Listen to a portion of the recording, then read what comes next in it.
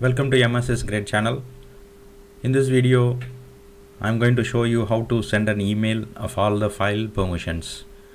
Imagine you have multiple files in the OneDrive, in your organization or in your personal OneDrive, and you want to know what are the file permissions, especially the share details of the file, and export it as an Excel so that you can go through or review the permissions easily. So I'm going to show that how to do that. Let's start. So this is my OneDrive. This is my work OneDrive.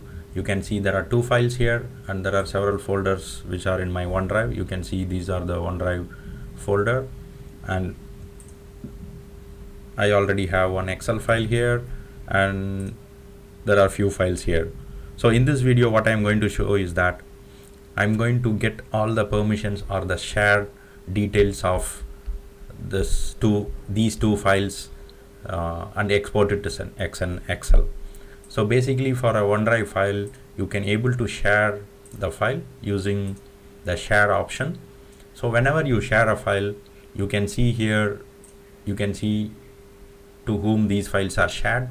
You have a choice to say whether you can view, edit, or can't download options, and also you have group.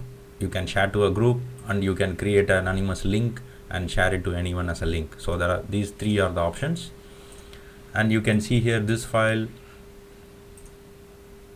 I have shared it with all the options. You can see I shared it directly with people here with different permissions, also to a group, and also as a link. So different types of links, one with view, one with read, and one with password, and the link expiry you can see here, and you can see all the options of link here. So all these can be exported into an Excel, and there is no out of the box connector from the powerautomate. So we are going to create a custom connector to get all these permission using the Graph API and use it within your export it as an Excel. To export it as an Excel, I'm going to use some format. This is the format I'm going to use to export as an Excel. You can see the file name here. You would get the file name, and grant type is nothing but whether it is shared by the link or a group or a user. Earlier I shown you there are three options. You get these options here, and the role like read, write, can't download. So those are the roles. And the type, whenever you share a link, the link has a type of access you have. So this is applicable for a link, not for user or the role. Scope again for a link, there is a scope for the link, meaning that whether it is anonymous or you are sharing it to the existing direct, so it has a scope, and again it is for link, not for the user or a group. Email is applicable for user or a group. So if you are directly sharing with your colleague, then your email would come there. And again hash password is for the link. When you share a link, you can set a password. Similarly, you can set an expiry date and the original link to the shared link, so anyone can access with that link. So I'm going to export this in this format, a file and all the permissions. So before we start anything with the custom connector with powerautomate or any power platform, there are some prerequisite. So let me go through it again. So earlier I had published a video, step-by-step video on how to do this. I'm just quickly go through this so that we'll focus on the permission API. Later I would share the original video in the description. You can see the step-by-step. So basically in this prerequisite to create a custom Graph API connector, you need to have a Azure app with the enter ID, and you need to add the redirect URL, and this is the redirect URL, and you should add the custom connector redirect URL also. So there are two URLs, and the app API permission, make sure that you have these permissions to get the details of the file. And the Graph Explorer, this is the API we're going to use.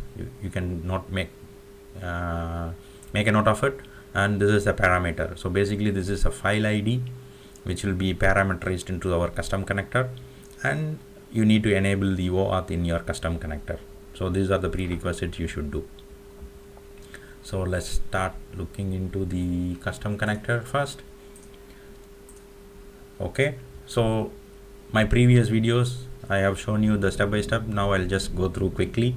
So go to the Microsoft Enter ID and then create an app registration. I already have an app created, and I have added the permission, and you can see the certificate and secret is already there, and also you can see there is a client ID, and you can see there is a redirection added. So this redirection is directly from the custom connector. You will get this URL only when a custom connector is created and saved once. So you need to wait to save the custom connector. Okay, so app is ready. So now I go back to the Power Automate. I'm going to make use of the existing custom connector which I already created. You can go through my existing videos. There I have given you more details about adding these custom connector. So when you create a custom connector with the Graph API, make sure that you use the host name graph.microsoft.com, and in the security make sure you use OAuth 2.0, and it should be in Azure Active Directory, and make sure you copy paste from the Azure client ID and the client secret. These are automatically filled in, and make sure the resource URL is HTTP, and leave it to scope.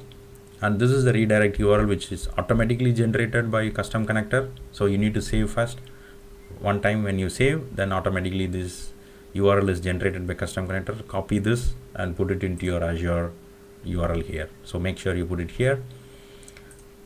And once you are ready, then go to your definition. So definition, I'm going to use the existing custom connector which I have shown you in the previous video. Let's start with the new action.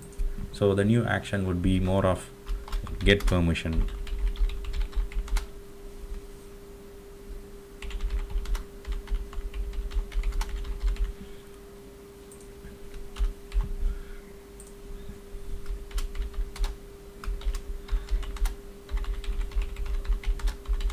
Or share details. So we're going to get all the share details or the permissions. We can name it anything. So get file permissions. Okay, this is a operation ID, and you need to import it from the sample. This is a get operation. You go to the Graph Explorer. I have this API. Execute it once. Make sure that you execute. To execute, make sure you have this permission modify. You log in with your ID, modify the permission, and make sure that file.readall is there. Okay, I just enable these two so that I can read, and you can execute to see the sample here. I'm going to copy this, paste it in here. Okay, and remove this ID because this ID in the Graph Explorer I used it to sample, but in the custom connector it is going to be a parameter. So I'm going to use just as a file ID. So make sure you use these braces, then the custom connector automatically knows that it is a parameter. Import it. Okay, so you can see here file ID become parameter automatically, and the URL has been there. So now the response, this is a kind of a difficult part. Why? Because the response may vary based on the share you have. Like let me show you the sample. So if you see the response here, it's slightly varying. For a user you would see the value, ID role, share ID, and grant to VT. So basically for file which is shared to the user, you see this format in the JSON. Okay, and you would see this JSON part is more like default for the owner. So this would be always there, and these are additional one which are added whenever you keep on sharing the file. Let me show you the complex permission which you have. So this is one of the complex file share operation. You can see here the JSON. So basically this JSON is for the file let me show you this file, pa and share. So this file has more of a sharing. It has all the type of sharing, pretty much all. Like this is the user directly shared without cannot able to download, directly to the user which has a edit permission, and to the group where we can view, and there are 4 links with different options which I shown you earlier. So this is a pretty much complex sharing for a single file, and when you try to extract a JSON for it, you would see a complex JSON. Okay, so this is the JSON file, and you can see here the ID and the link, the sharing, and how it is anonymous, and you can view. And this is the file with the anonymous where you can block the download. So the roles are here. So basically you would see the role has password, and if it is a link, it is a link, and link has a scope and what is the type, and you have a original URL, prevent download. And if it is to a user, you will not see this link. So basically if it is a user, you would see granted to user. If it is a group, you would see instead of user, you would see a group here. So that's how it is. It is a kind of complex JSON for this file. It has been shared several times. Okay, so that's about the file share, the basics of the file share. So this becomes, let's go back to here. So I give you a quick glance about how the complex JSON would go through. So for this, to add a response, you need to have a simple JSON file so that subsequent complex response can be processed automatically. You cannot have a parse JSON to that just because it has so many of the options here. So in this scenario, what I'm going to do is that I'm going to copy the response from here, copy the response and paste it in this Liquid Technology sample JSON format. I copied it here and generated a schema. So this is the schema which is generated, and copy the schema and go back to your Visual Studio, paste your schema here. So this is the schema which I have. So let me demonstrate you how to get that schema. Copy the schema and put it here. Okay, so this is the full schema which the tool gives you. See here, it has all the format. We'll have to trim the schema so that we have just one value in an array. You cannot have multiple value in an array because the custom connector will throw you an error if you have multiple element in an array. Example, in this schema, if you see here, there are several elements. All the elements are converted into schema. Why? Because each element has a different node or the element. So it doesn't know, the schema doesn't know that how to generalize this array value. So it throws out everything. So we'll have to we have to trim it down so that it's become simple to use it in the custom connector. So first you need to remove this tag here. Always remove this tag, and type object array, you can leave it, and take one of the value which has most of the elements here. In my case, I'm going to take the first value and just going to ignore everything. Remove this so that I just have one element in an array. Okay, this is just one element in an array. It's very simple. I make it very simple, and make sure that you remove all the required. Why? Because sometimes this element might occur or may not occur. So if you put it as required, it's going to throw error when you execute the custom connector. So wherever you have the required parameter, better you remove it, because these are dynamically generated elements going forward.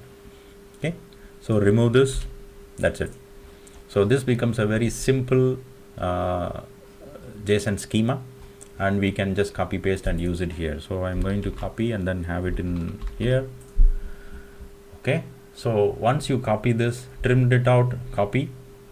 Okay, once you copy this, go back to the connector and you'll have to import it using a sample. sorry here. So if you have a schema, JSON schema already there, you don't need to import from sample, because sometimes this import from sample with a complex schema doesn't work out.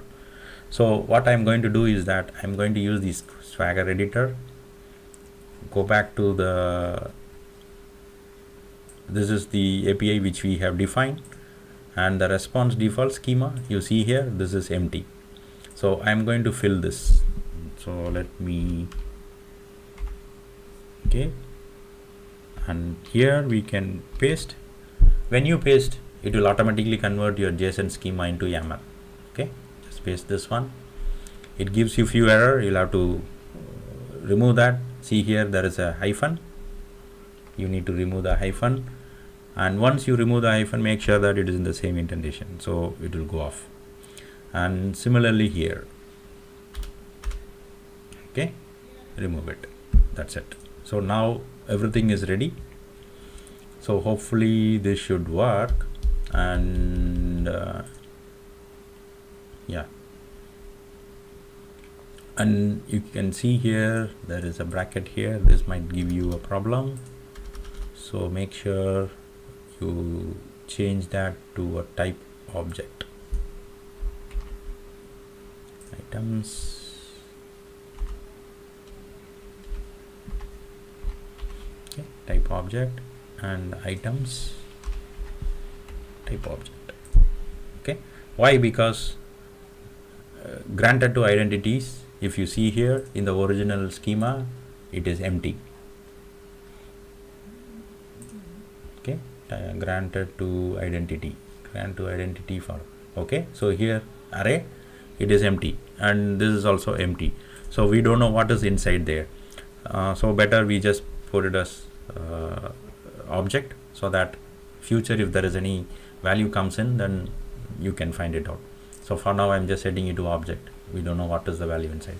So now if you see here, everything is correct, and you can see on the right side, switch to the normal editor, then you would see all the parameter here. See here, everything right, validated. So now you update the connector. So once you update the connector, then you will have to try testing it. Okay, successfully updated. I'm going to test this. So to test it, I need a file ID. I'm going to use the same file ID which is here. Okay, where is it? File ID. Okay, the file ID. I'm going to test. Okay, successful. So it gives you all the details here, okay, for this file. So almost success. Now I am going to update the connector once, make sure that it is updated after testing, because sometime when you update this, it will not reflect in your new Power Automate. So when you create a Power Automate, this may not be reflected, so make sure that you update 1 or 2 times. Okay, updated, close it. So now what I'm going to do is that the custom connector is ready. I'm going to use the custom connector in my flow. So go back to your flow, create a new flow of instant cloud flow. I'm going to manually trigger it, file permission, okay, file permission to create it. Okay, so manually triggering a flow. So what I'm going to do is that I'm going to get all the file first. So for that I'm going to use the existing OneDrive operation, list files in folder. Okay, make sure that business list files in folder, and it asks you for your specific folder. In my case, I'm going to get all the file from PA folder, which is here. Okay, that's it. So this is the predefined one, and save it for purpose. Okay, it has been saved. So I'm going to just test run it. Why? Because I need the file ID and manipulate the file ID. Okay, continue and run the flow. Done. It will execute and list down all the files. That's it. It is executing. It takes a while to get all the file. Okay, so now if you see this output, you can see there are 2 files and all the details are there. And see here the file ID, it's a very long ID. I can copy and put it into notepad to show you how it looks like. Okay, you can see here it is a very long ID. If you notice that the ID contains the first part till to the dot and the second part. Okay, the second part is the one which is used in our custom connector for the graph API, not this first part. Okay, so the first part is the drive ID, the OneDrive ID, and the second part is the file ID. So you'll have to use this logic to get the value. So what I'm going to do is that I need to separate this out. So for that we need to write a logic into our Power Automate. Now let's go back and do this. So I'm going to declare a variable.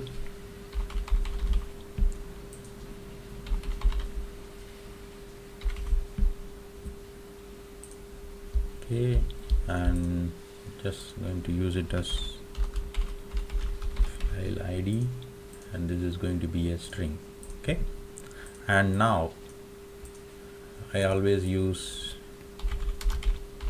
so that I know what variable I have declared. Okay, and now what I'm going to do is that I'm going to set the value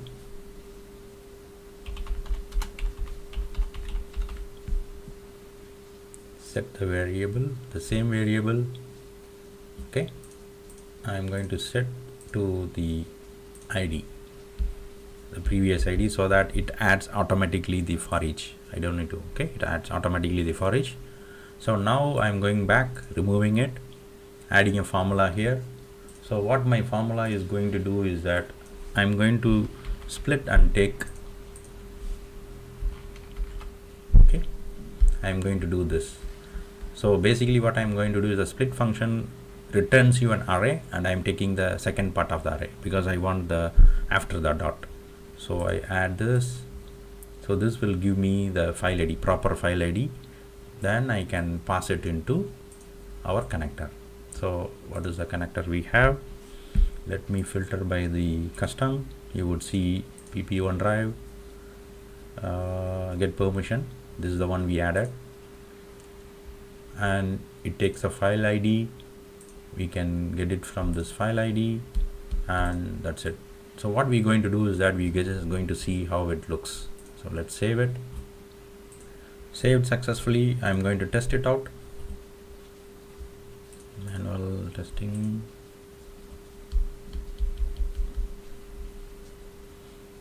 Continue and run. Done. Okay, it is executing for 2 files because there are 2 files in the OneDrive in that folder. Okay, so when you see here get permission, it executed, and you want to see the output, you can see the first file, it throws out how it has been shared, and the second file, it shows out how it has been shared. Okay, so these are the output for the sharing, and it is working fine and everything is good. So now we need to look for how to save it in the Excel. So basically this is the Excel format. Make sure that this Excel is made as a table. You can see you can do this by format as a table. I just set it as a format table, and it has header, and this header, this table, I have named it to be permissions table, so that is easy for me to identify, and I can add it here. So let me remove the rows here so that it will add. Okay, so this Excel I uploaded into OneDrive again. Okay, if you see this OneDrive, I go back to the folder and permissions. So I uploaded the same Excel here, so that I'm going to add this Excel is the one which is going to be filled with the rows. Okay, let's do the operations here. Let's go to here. Okay, let's go to edit, and now To do that, I need to have few parameters to do it, so that I can able to do. I'm going to declare two variable, one for the file name to restore, to retrieve. So let it be file name, and I need it as a string, and that is a bug, file name. Okay, and I need file name. I make sure it is file name. Okay, string, and copy this action. I'm going to paste the action, and I'm going to name it as next one, the permission. Okay, so let me name it as permission. Okay, that's it. So now what I'm going to do is that I need to get the file name here. So add a set variable. Set variable should be a file name. We set it to the file name, which is here, and set file name. Okay, set file name. Okay, so we are setting the file name here. This is a variable, so I am setting the file name here, and this will be the formula or the value from the previous actions. So when you mouse over, it knows that it's a file name, so you get the file name here. And once you get the file name, now we need to get the permission. Permission is again for loop, so I'm going to take value from this for each. So for that, I'm going to add the permission, and then set variable. I'm going to use the permission and use one of the probably the ID, because I want to do another for each. That's why I've just select the ID, randomly select something, it will add a for each. So after that you can remove it, because I'm going to process it. So for each, I'm going to name it such a way that I'm going to say each permission. Okay, so to make sure that it is easier, so I make it as each permission. So now I can set this variable of the permission. So this how it becomes slightly complex to identify. Let me name it such a way that set permission. So here it slightly becomes complex. I'll explain the formula here. Let me put the formula to find out.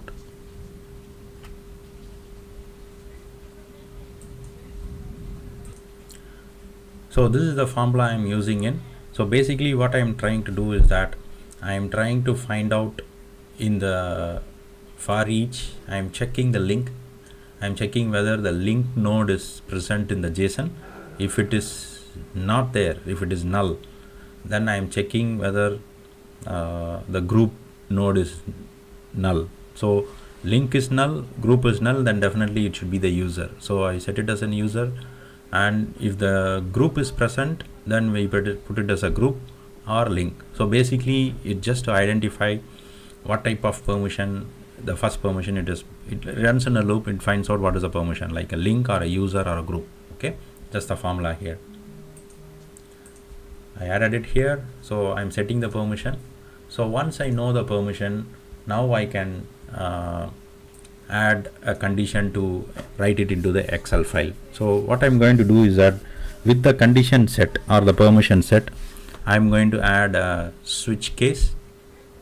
So let me add switch, and the switch is based on the existing, which is the permission, and based on the permission I will do that. So let's see, now it has been saved. Let me add the condition. So now which is equal to link. If it is link, what I need to do, and I'm going to add, if it is a user, what I should do, and if it is group, what I should do. So I'm going to name these as case link, and this one as case user, and this one as case group. Is done. So now I'm going to add Excel from OneDrive for Business to add a row.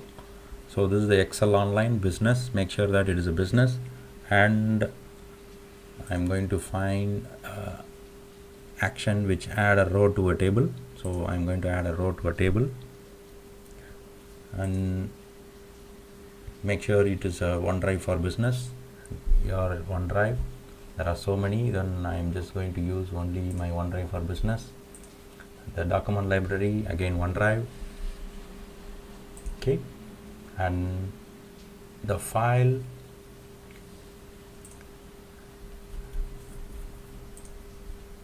I had it in PA or the permission. So inside the permission, I have it as OneDrive file permission. You can see here this is OneDrive file permission, and there was a table called permission, so it is trying to find. So make sure that, so if you have formatted the table in a structured format, this is the table name, make sure that you structure it. That's the table name which has been picked up. So now it has passed the Excel file. You will see all the parameters. You can see here I want to set file name, grant type, role type, scope, and for a link there is no email, and there is a password and a link. Okay, so these are the things which will be available for a link. So I'm going to set each one. Okay, let me save this for a while.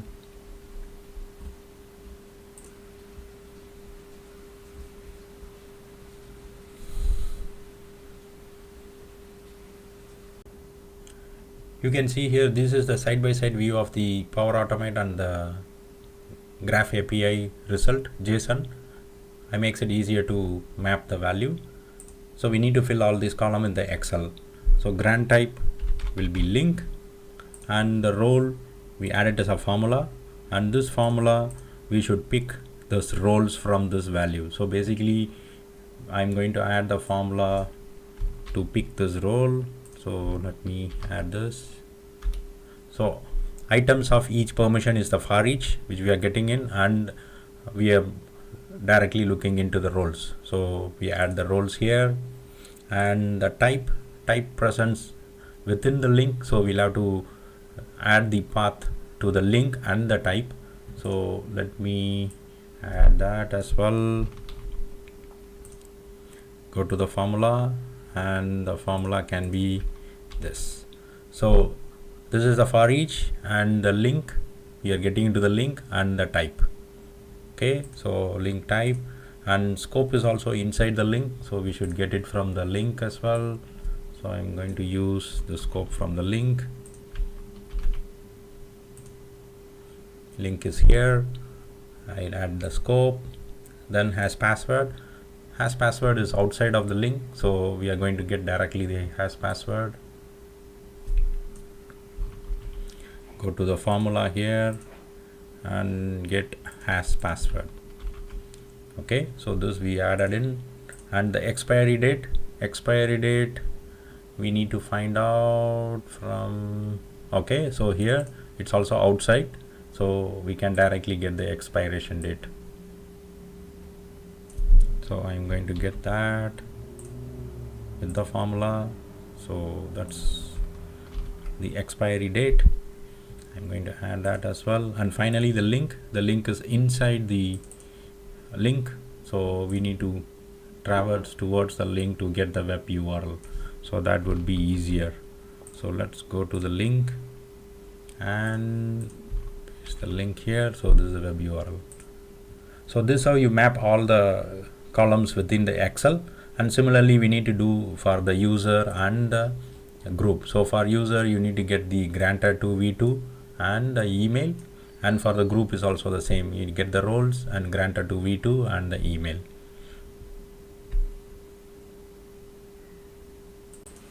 Okay, it has saved successfully.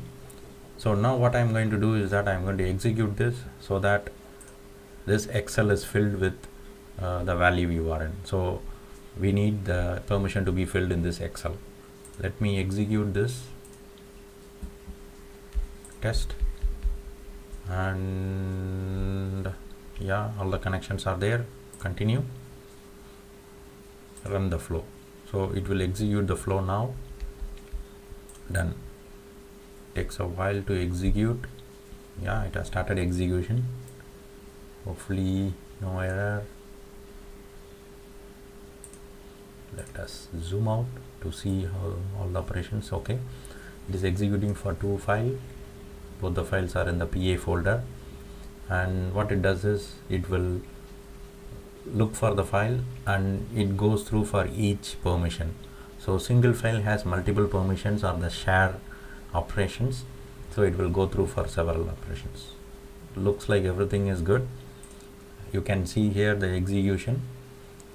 Each permission, you will have multiple permission for a file, and we can check for the solutions file, which is the complex one, where you can see, okay, so these are the permissions, and it will go through for Excel. So basically we need to see the Excel later. Okay, let me open the Excel.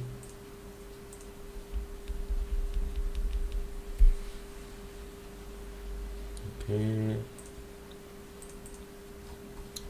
it has successfully added a row for 1. Let me refresh it. Okay, so it takes a while to update all the Excel row. Now you can see here it has perfectly updated. There are 2 shared options. Owner is the original owner, which is responsible. So you can see here. So for this file, only 2 users been added. I mean, one is the owner, and again another one with empty role because it is can't download. And you can see the PPT. There are several things added, and the URL is also here. And if you go through slightly a bit more, the first one is the link, read link, and you can view anonymous. There is no password. So this one is a bit complex. It has a password and then it has expiration date. This is always a UTC date. You'll have to convert it into your time zone. Like if it is Singapore, add +8. Okay, and user, it is a direct user who has a write permission, and this is the user. And for a group, again you would see there is a group and you have read permission. And Teams can't download for some reason. GraphAPI can't download permission. There is a no rule, maybe, I don't know, bug from the GraphAPI tool. Okay, so these 2 can't download option, which is empty for now. So this how you do the file permission export operation through the OneDrive, and hopefully this is really helpful in your organization, where you can just get all the file permission in a row and then just execute it. Thank you. Subscribe and like.